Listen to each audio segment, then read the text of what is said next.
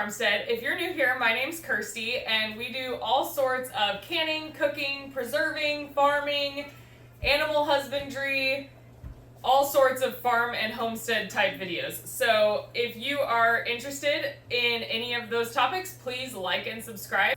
Okay, so today we are going to be making canned apricots. We got an entire case. I've already canned about half of them, but we got an entire case from a local orchard, and we are going to be canning them into pint-sized jars today, just like these. So these I canned up yesterday, and they are looking beautiful, all of them sealed. Okay, so let's get started. The first thing that we are going to do is we are going to make the syrup that we're going to put the apricots in to heat them up really quick before we can them. There's two different types of methods that you can use when canning fruits like peaches and actually pretty much all fruit, but peaches, apricots, pineapple, all sorts of stuff. You can either can them raw, cold, or you can can them hot. So there's raw pack or hot pack, or sometimes it's called raw pack or cold pack. We're going to be doing a semi-hot pack today because I want to fit more into the jar. When they're cold, they're firmer, so they don't quite fit as many in there. But I don't want to completely cook them either because that makes them too mushy for us. Okay, so we are going to get our syrup going on the stove. We're going to be doing a medium syrup, which is 1 part sugar and 2 parts water.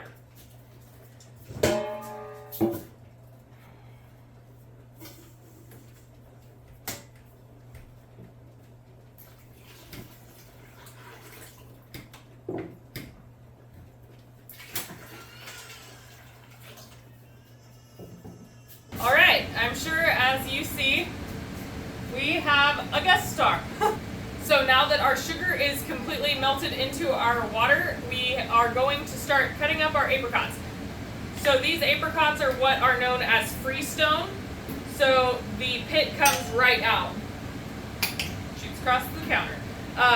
It makes it super simple to do large amounts.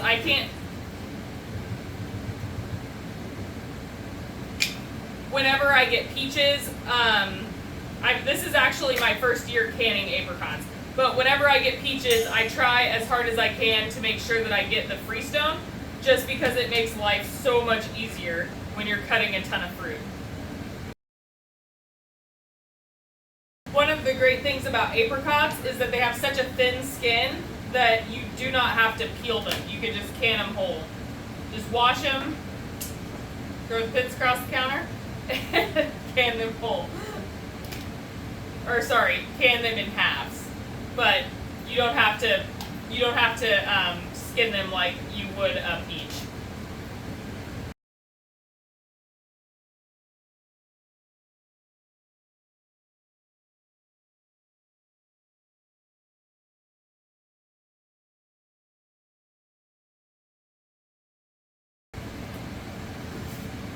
Okay, you guys, so we got all of our apricots cut. Well, we got all of the apricots that we needed cut up into the syrup.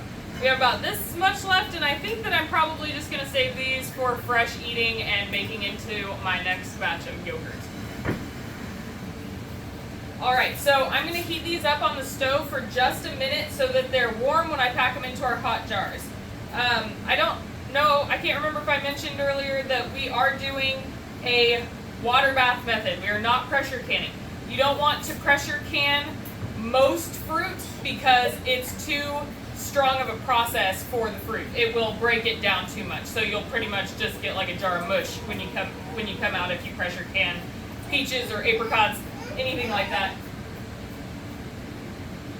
Hello, Colton.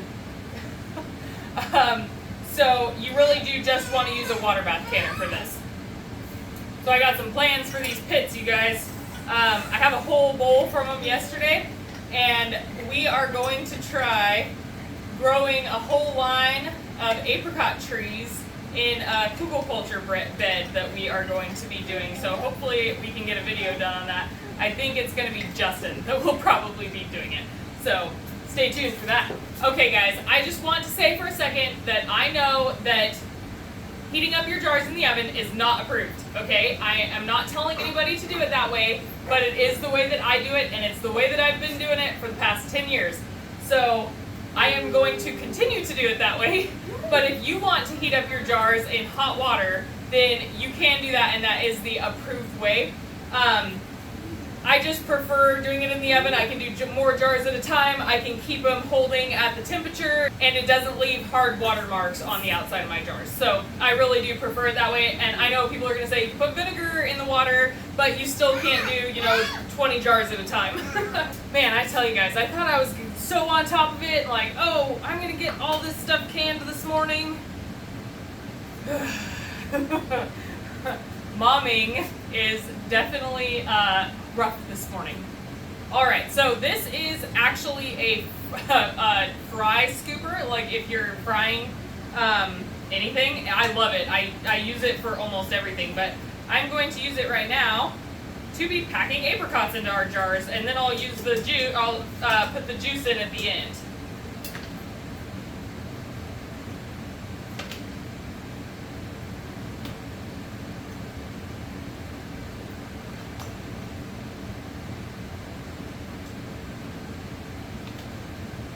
Some of them get a little bit too soft because I got distracted.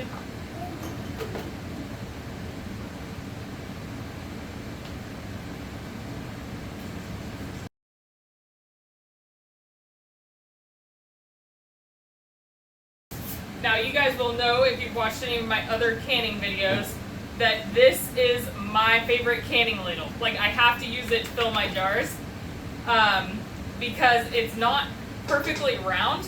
It's kind of like triangle oval shaped, so you can pour out of the edges. I recommend that if you are going out and buying anything new for canning, or even if you're hitting up the thrift shops, try to find that kind of ladle, because I have like tons of round ones and I never use them because they just don't pour as nicely. Tanner, hey. Remember, if you're hot packing, you want to have hot jars, hot fruit, hot syrup, hot canner. If you're cold packing, you want cold jars, cold fruit, cold syrup, cold canner, okay? So just keep that in mind, because if not, you take the risk of breaking one. I did it yesterday. It happens. It also can happen when you're not, when you're doing everything right. It can still happen because glass just isn't. Glass can have imperfections in it.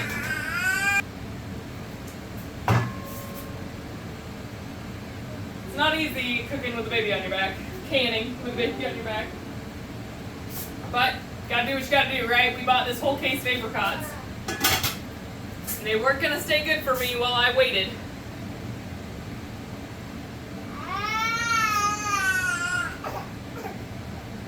The canning company, the jar companies do not recommend that you boil the lids anymore, or simmer the lids, or even put them in hot water. All you're supposed to do is wash them in warm soapy water when you get them, and before you're ready to can, and then put them onto clean jars.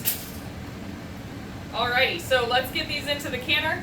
So my plan was to be doing these for cold pack times, because I was only going to be heating the fruit a little bit through, but since I wound up getting distracted and letting them heat more thoroughly than I intended, we're going to be canning for hot pack times. Okay, so hot pack time is 20 minutes for pints above 1,000 feet. If you want to do the cold pack, it's 25 minutes. So we're going to just do 20 minutes because I've got some soft fruit in there and I don't want to overcook it. Remember, you want to make sure that your water in your Waterbath canner is at least an inch over the top of your jars. All right, guys, we will be back in 20 minutes when those jars are ready to be taken out. All right, guys, time's up. We're gonna pull out our jars.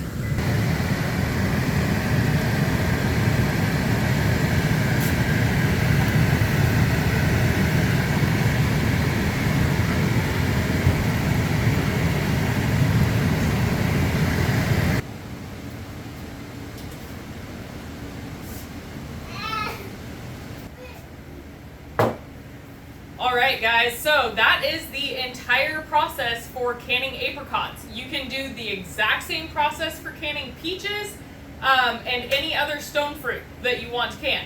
If you wanted to do nectarines, cherries, same thing, okay? I hope you enjoyed this video. If you did, please like and subscribe for more canning and preserving and farming and crazy mom content. Alright, you guys have a blessed day, and I hope that you have a good rest of your week. Bye.